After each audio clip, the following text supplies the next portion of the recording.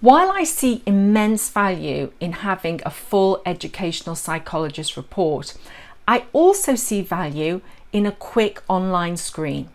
These are two totally different things.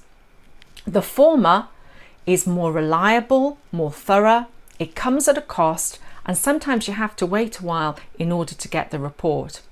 Whereas an online screen is cheap and immediate and very quick. Now, the reports you get from each are very different. The former is very detailed, long and complex, and you will learn an awful lot from it. Whereas the screen will just give you a very quick report. And I personally receive a lot of educational psychologist reports from parents. And truthfully, I tend to go straight to the summary. And even in the summary, you do need to have some prior knowledge to really understand the report.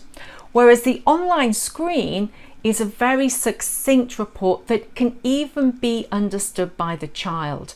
Now, I would say you have to check that you've read the report first and decide it's the best thing to show the child, but that is the level at which they are written at. And I see value in that.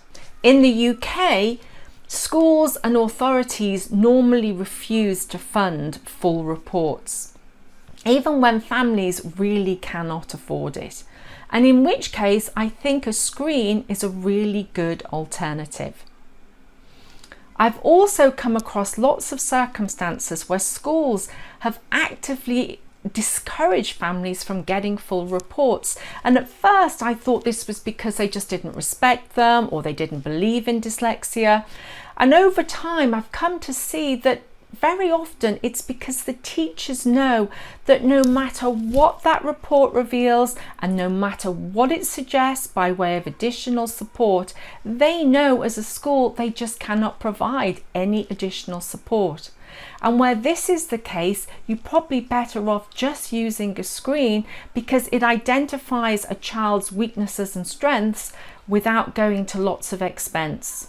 In all honesty, I have seen the relationship between families and schools really deteriorate because the family have provided this report that they've spent a lot of money on and then nothing's changed, and it's caused a lot of bad feeling.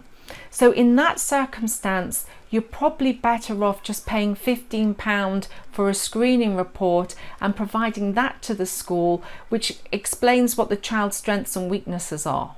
This sounds like a complete contradiction, but other times schools insist on parents getting full reports when in actual fact they can't afford it.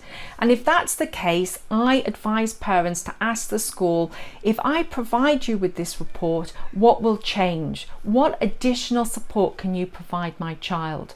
And once I've got that information, I then say, well, how about if I give you an online screening report because I can't afford it? And I find many schools are open to providing the same report even though you've only given them an online screen. I must warn you that if you are booking a professional to give a full report, check with the school first that they recognise that professional. Otherwise, they might not accept the findings of the report. I also want to warn you that it's possible with an online screen to get a false negative. What does that mean?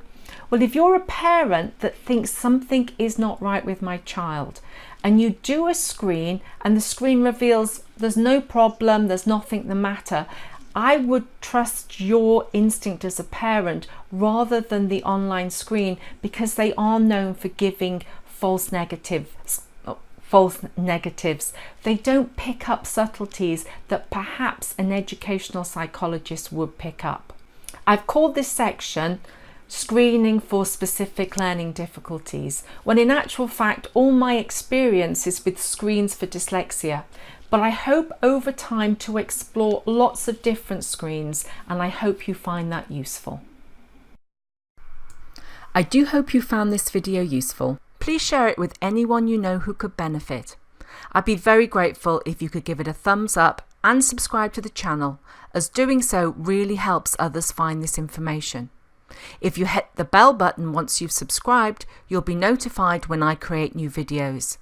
I've produced some comprehensive free resources to help dyslexics achieve. Details on how to download them are below. Let's work together to help all learners achieve.